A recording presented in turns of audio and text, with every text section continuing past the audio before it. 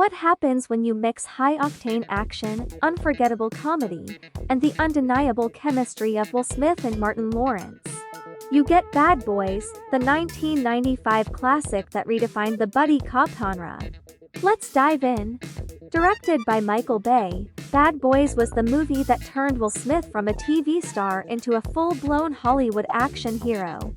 And let's not forget Martin Lawrence, whose comedic timing brought balance to all the chaos. The story revolves around Miami narcotics detectives Mike Lowrey, played by Will Smith, and Marcus Burnett, played by Martin Lawrence. Their mission? Recover $100 million worth of stolen heroin and protect a witness, Julie, who saw a brutal murder. Sounds simple, right? Well, it's anything but. From high-speed car chases to explosive shootouts, the action sequences in this film are classic Michael Bay, big, loud, and totally over the top. But the real heart of the movie is the banter between Mike and Marcus. They're polar opposites. Mike is the suave, wealthy ladies' man, while Marcus is the grounded family guy, trying to survive the madness. Their dynamic is hilarious and heartfelt, making us care about these characters as much as the action. And who can forget some of the iconic scenes? The "We ride together, we die together" moment, pure cinematic gold. Or the scene where Marcus awkwardly impersonates Mike during an investigation. Comedy at its finest. Sure, the movie has its flaws. The plot isn't groundbreaking, and some might say the focus on style over substance is a bit much. But let's be real, Bad Boys isn't trying to be deep. It's here to entertain, and it does that exceptionally well. Did you know? The movie was made on a relatively modest budget of $19 million and ended up grossing over $140 million worldwide. Also, Will Smith improvised many of his lines, adding to the film's spontaneous charm. Two hip detectives protect a witness to a murder while investigating a case of stolen heroin from the evidence storage room of their police precinct. Marcus Burnett is a henpecked family man. Mike Lowrey is a footloose and fancy-free ladies' man. Both are Miami policemen, and both have 72 hours to reclaim a consignment of drugs stolen from under their station's nose. To complicate matters, to get the assistance of the sole witness to a murder, they have to pretend to be each other. Marcus Burnett, Martin Lawrence, and Mike Lowrey, Will Smith, are best friends and detectives in the narcotics division of the Miami-Dade Police Department. One night, $100 million of seized heroin is stolen from a secure police vault. This is a major blow to Burnett and Lowrey, because it was the biggest drug bust of their careers. Internal Affairs warns Miami PD that if they do not recover the drugs in 5 days, the narcotics division will be shut down. One thief, a former cop named Eddie Donguez, is found dead at a hotel suite, shot to death by his boss, French drug kingpin Fouchette. Fouchette also kills an escort, Maxine "Max" Logan, who was hired by Eddie. It is revealed that she is also one of Lowrey's ex-girlfriends and one of his major informants. The only witness to the crime is Max's best friend Julie Taloni, who watched the crime from the upper balcony of the suite. Although she has not met Mike, because of Max's relationship with him, Julie will only trust and deal with Lowrey. However, he is away when she contacts the police about the murders, threatening to run if she does not speak to Mike. Captain Conrad Howard Joe Pontoliano forces Burnett to impersonate Lowrey to get Julie to cooperate.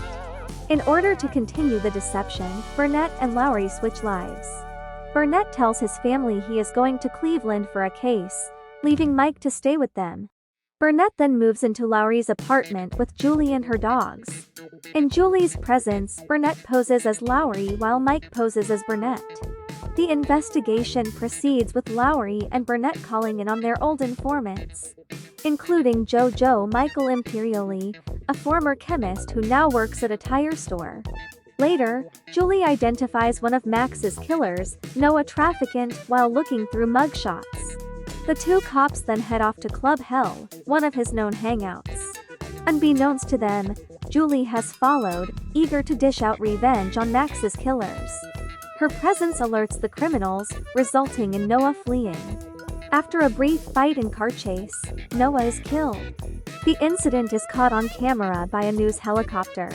The subsequent report is later seen by Burnett's family. Lowrey and Burnett decide to visit JoJo again.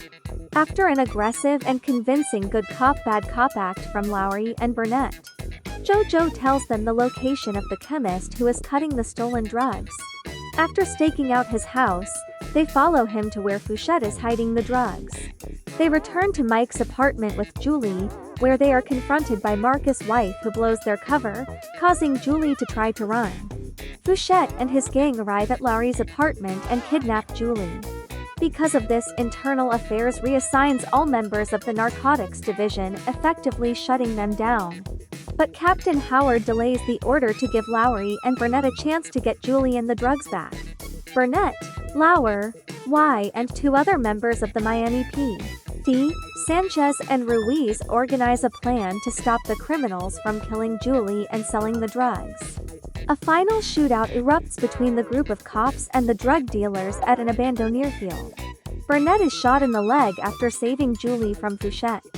Fouchette also shoots Lowrey while escaping the building, which is now on fire. But he is rescued by Burnett and Julie, who left to get Lowrey's car.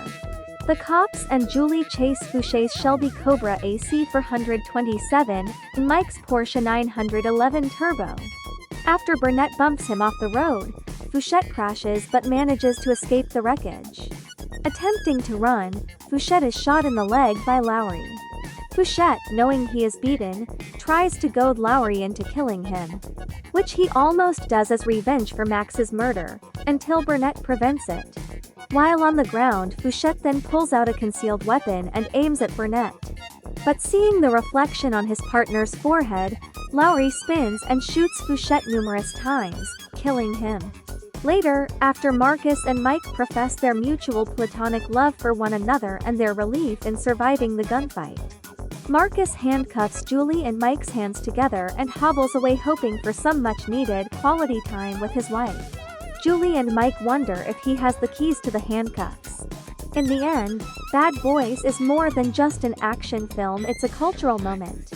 It kickstarted a franchise, proved Will Smith could lead a blockbuster, and gave us one of the most iconic duos in film history. So, whether you're watching it for the first time or revisiting it, Bad Boys is a ride worth taking. And remember, Bad Boys, what you gonna do? Thanks for watching. If you enjoyed this breakdown, don't forget to hit that like button, subscribe for more movie content, and let us know your favorite Bad Boys moment in the comments. Until next time, stay cinematic.